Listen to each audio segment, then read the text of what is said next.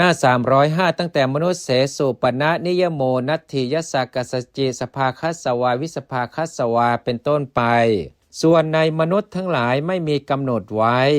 สิกขาที่ภิกษุบอกลาในสำนักของคนใดคนหนึ่งผู้เป็นสภาคการวงเล็บคือบุรุษก็ตามผู้เป็นวิสภาคการวงเล็บมาตุคามก็ตามเป็นคฤหัสถ์ก็ตามเป็นบรรพชิตก็ตามซึ่งเข้าใจวงเล็บผู้รู้เดียงสาย่อมเป็นอันบอกลาแล้วแท้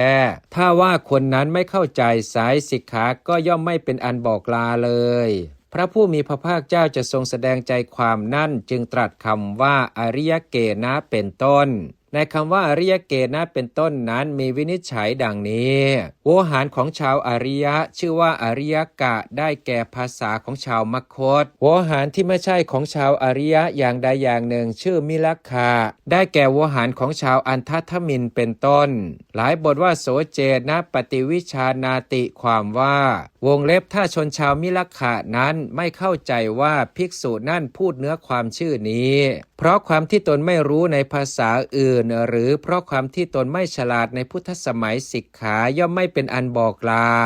บทว่าทวายะความว่าภิกษุผู้มีความประสงค์จะพูดอย่างหนึ่งโดยเร็วแต่พูดไปโดยเร็วว่า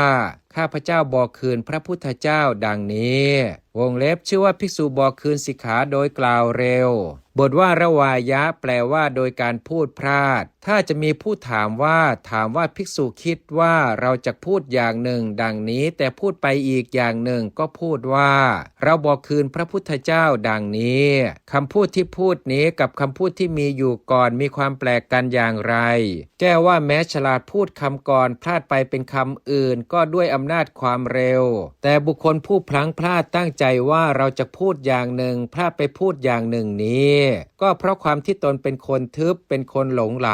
2บทว่าสาเวตุกามูสาเวติความว่าภิกษุบอกสอบถามเล่าเรียนทำการสาธยายพรรณนาบาลีแห่งสิกขาบทนี้ภิกษุนี้เรียกว่าผู้ไม่ประสงค์จะประกาศแต่ประกาศให้ได้ยินหลายบทว่าสาเวตุกาโมนสาเวติความว่าภิกษุผู้ทำให้แจ้งความเป็นผู้ทุรพลแล้วบอกคืนสิกขาแต่ไม่ลั่นวาจา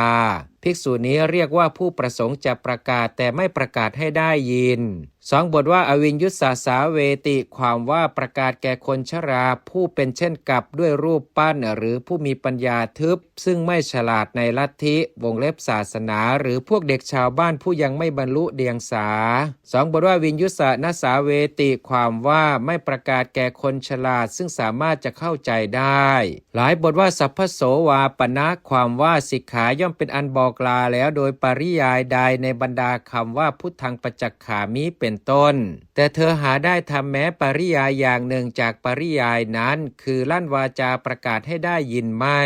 พระผู้มีพระภาคเจ้าย่อมทรงกำหนดลักษณะแห่งการไม่บอกลาไว้ด้วยคำว่าเอวังโขเป็นต้นจริงอยู่ในคำว่าเอวังโขเป็นต้นนี้มีอธิบายดังนี้ว่า